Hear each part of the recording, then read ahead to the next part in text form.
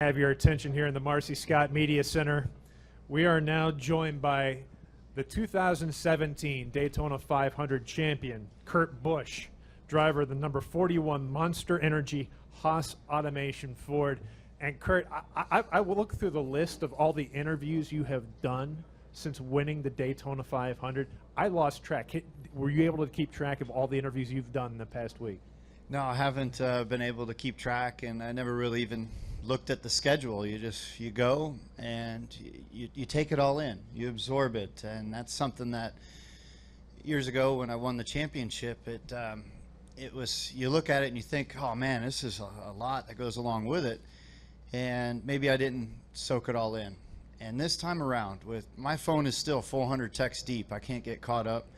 All the different interviews, shows, and moments, yes, everything. Been trying to soak it in and feel everything that I can. I mean, even just there's a story behind how this ring ended up back on my hand, and all the teamwork, all of the people that have helped make this happen. I just got to thank NASCAR for such a beautiful media week to go along with such an emotional, historic event in Daytona. I mean, to drive into victory lane at Daytona with a stock car in the Great American Race, it's one of the best feelings in the world to be able to accomplish that, and to do it with the team that I have at Stewart Haas Racing.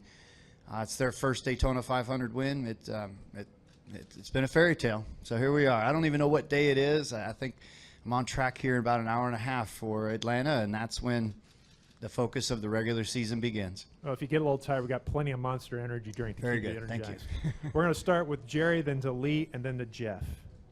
Jerry Jordan, KickingTheTires.net and Performance Racing Network. When you left Daytona, you said you were going to pace yourself. We saw what you did all week with NASCAR and your tour. How'd the celebrations go, and has it sunk in finally? Yeah, the key to pacing myself, that came from the groomsmen and the wedding festivities. You know, we had this day and that day and this day, and they all added up together. And Sunday night after Victory Lane, and after all of the media requirements and different celebrations, pictures, you know, my in-laws were there. We went to their boat, parked in the Intercoastal Waterway to have a couple beers. And then my phone's blowing up with Monster people, and they're like, hey, we're down at Razzles. I'm like, Razzles? I remember that place. Let's go. And they're like, yeah, Gronk's down here. He's got the VIP area. I'm like, okay, here we go.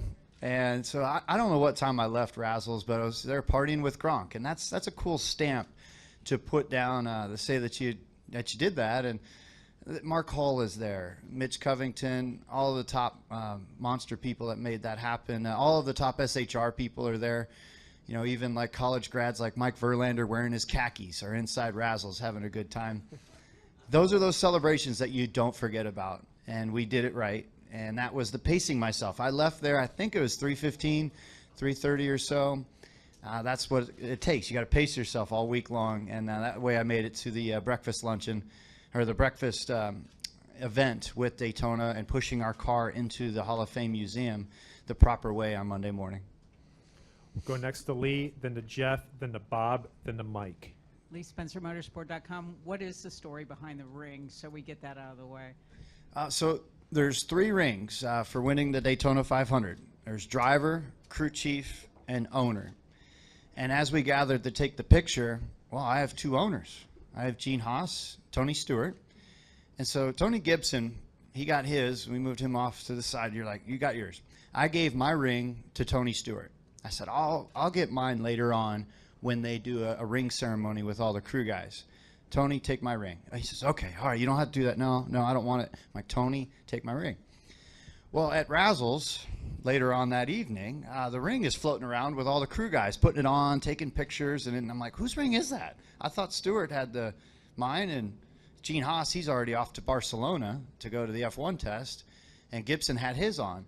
So it's Tony Stewart's ring was floating around all the crew guys, and one guy shows up at the breakfast deal the next morning, and he was pretty lit up. And we're like, oh, there it is. Get it off his fingers, because he got a bit too drunk and didn't remember to pass it to the next guy. So this is Tony Stewart's ring. I'm going to give it back to him today, and then all the crew guys will get their rings later on. And your mom told me on Monday after you won your Cup championship that it took like 3 months for it to sink in. for her, I guess. Is it, you get the feeling that this one's a little more real for them, real-time celebration? I believe so, because Daytona, it's so vivid. You know, winning a championship exhausts you over a full season, and in this day and age in NASCAR, the 10 weeks that it takes to win it.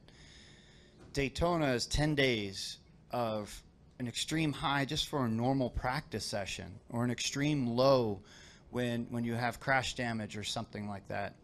Daytona is bang, bang, bang. All the different emotions and stress levels get checked. And my mom has always had a displeasure for Daytona and Talladega because of the plate racing. Her fear became a reality when Kyle broke his foot a couple years ago at Daytona. She just always hopes that her boys come home safe. And so I can't wait to bring the trophy to her and say, you know, we conquered Daytona one time, but she's still more worried about safety and her boys coming home safe. But it has sunk in, and we just came up with an idea this morning. I realized that there's only 2 trophies from Victory Lane, and you cannot get replicas of the Harley J. Earl trophy. Gene Haas has his from the breakfast afterwards, and it's now in Oxnard, California at the Haas Automation CNC headquarters. My trophy is at the race shop right now. All the crew guys been taking selfies with it, pictures. They had a toast the other night with it. I'm going to get the nice carrying case that goes with it, and I'm going to send it out on a tour. I'm going to turn our Harley J. Earl into the Stanley Cup, and it's going to go and make events here, events there, because I wanted to get replicas for Ford, for Monster Energy, for myself, for whomever is significant enough to get a replica of, but they only make 2. That's what is so significant and powerful about this trophy. And so the first visit after SHR's race shop, we'll bring it to Las Vegas so that the fans of my hometown can see it. And then we'll send it on over to Corona, California. So we're going to hang out in the Monster headquarters for a little while. Go next to Jeff, then to Bob, then to Mike, and then to Reed. Jeff from jeffgluck.com. What's been the most surreal part about all this for you? It's hard to pinpoint one moment. I mean, Victory Lane is overwhelming. To have Mark Hall and Mitch Covington from Monster Energy stand there and take a picture next to the trophy with you. But then at the same time, to have Gene Haas and Tony Stewart stand there with you and take a picture. You know, Tony Gibson is all over the internet. You know, he's a meme now with his laid-back video and his celebration. And to see that emotion, that's what makes me the happiest. All of the crew guys that he has underneath him, and that's part of our 41 team. My phone, I can't get caught up with all the texts, and my friends who were there celebrating with me, and even like my old car owner in Las Vegas that I'll see in a couple weeks. You know, he's a 70-year-old man, and he's got a video of himself crying. I don't know which one is the biggest, other than being able to get out of the car in Victory Lane and know that you won the Great American Race. That has to be the biggest high, is right there in Victory Lane.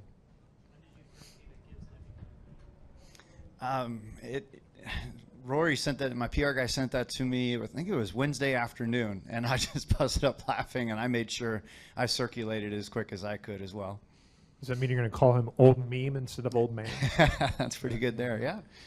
Go next to Bob. Bob Hocker, ESPN. Do you have any celebrations set for Vegas? I don't know how much ties you still have to that area when you go back next week.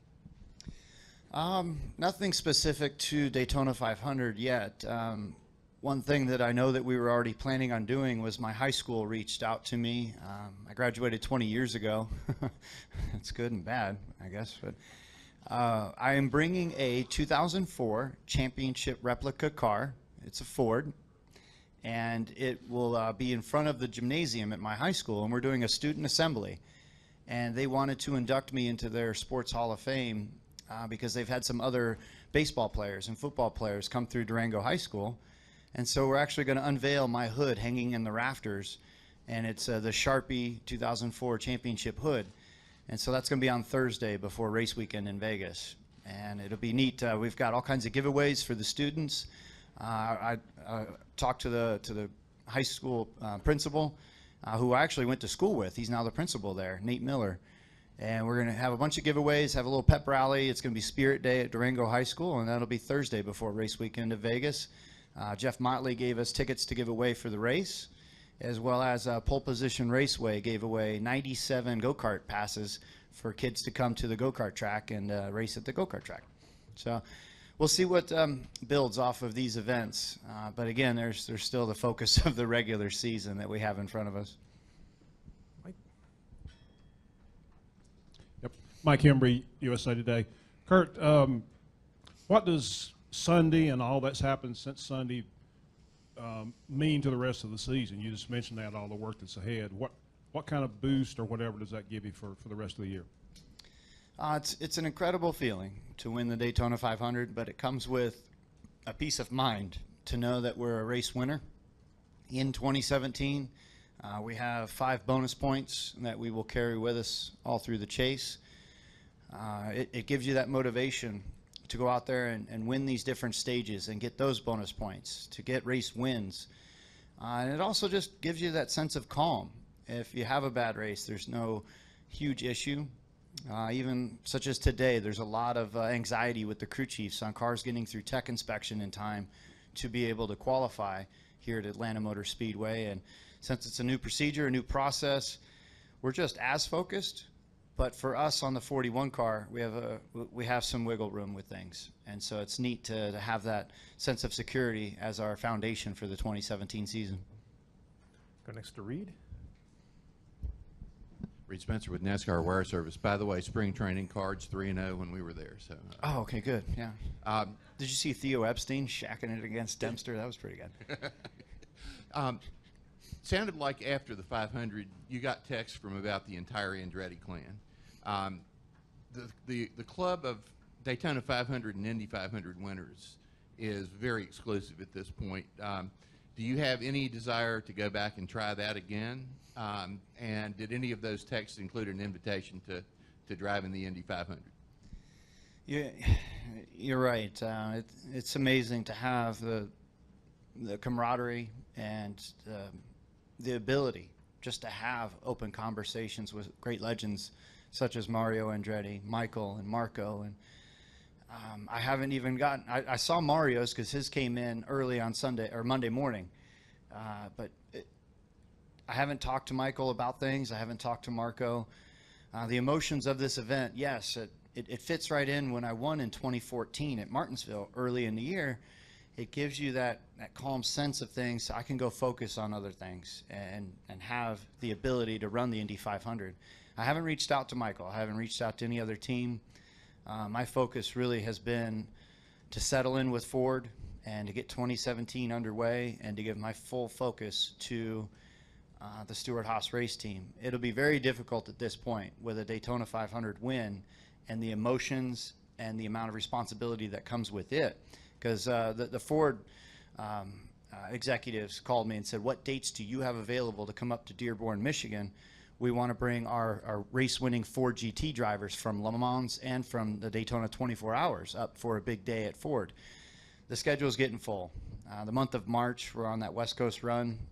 I think my first day that there isn't anything scheduled is April 5th or something like that, and that's on our way out to Texas. So it's a busy time. I don't know if I'll be able to run Indy this year, but it's really neat to have the fraternity of the IndyCar drivers reach out to me and to celebrate with the 41 car. Go next to Chris. KidsFans.com. Kurt, congratulations on the victory. I was just wondering if I could talk about Ashley for a second. And it seems like how she's made you a better race car driver. And just heard your Sirius XM interview yesterday with Dave Moody. It just seems like she has done so much to change you for the better as a person, and I think it's made you a better driver too. And I was just wondering if you could talk about that. It's amazing. Since the first day we met, there's been this instant chemistry, and a lot of it has to do with her sports background and being an athlete and jumping out onto the polo field to compete. She knows what it takes, the time, the commitment, the effort to be with teammates and to do your homework, research, and watch video, and to put that full commitment into things. With her, it's been seamless. And what's been tough for me, I mean, just like I got to tell a story about my mom a little earlier on, she just wants her boys to come home safe.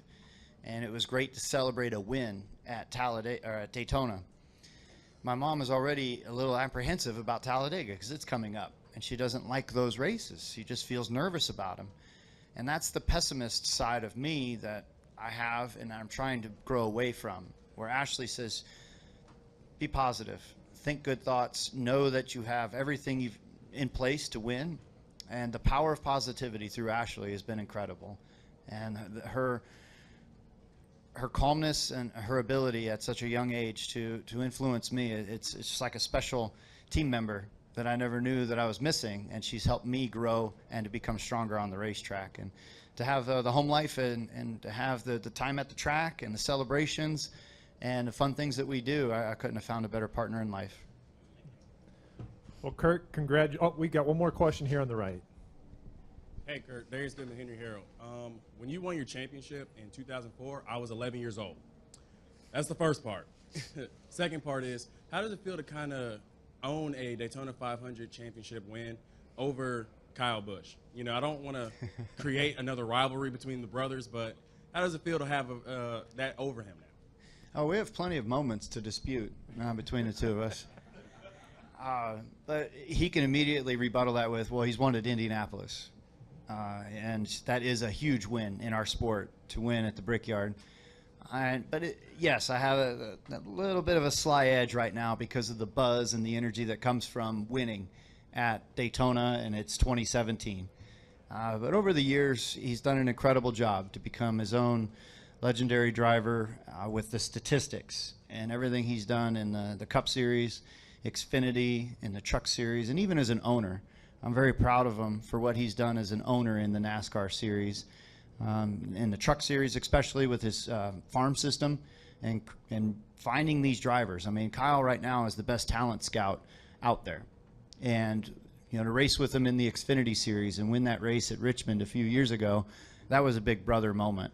So I think the more that that time goes by, as well as stats that we were able to achieve add up, the two of us are getting closer instead of further apart as we go through life and racing. Finish up here at Chase. Chase Wilhelm, FoxSports.com. Kurt, going along with Chris's question, you have a lot of great balance in your life right now. Everything's going well. What would the 38-year-old Kurt Busch tell the 28-year-old Kurt Busch? What's the biggest thing you'd tell your younger self that you know now? To slow down and to not push so hard and to not put so much emphasis on one race weekend. I was such a perfectionist early on in my life, and maybe it helped get me to this point, but it also took away some other abilities to absorb what was going on around me and to help myself just enjoy those different moments. And so I think patience is definitely the biggest thing that I would preach. Putting together a game plan that's a bit more long-term instead of week to week or month to month.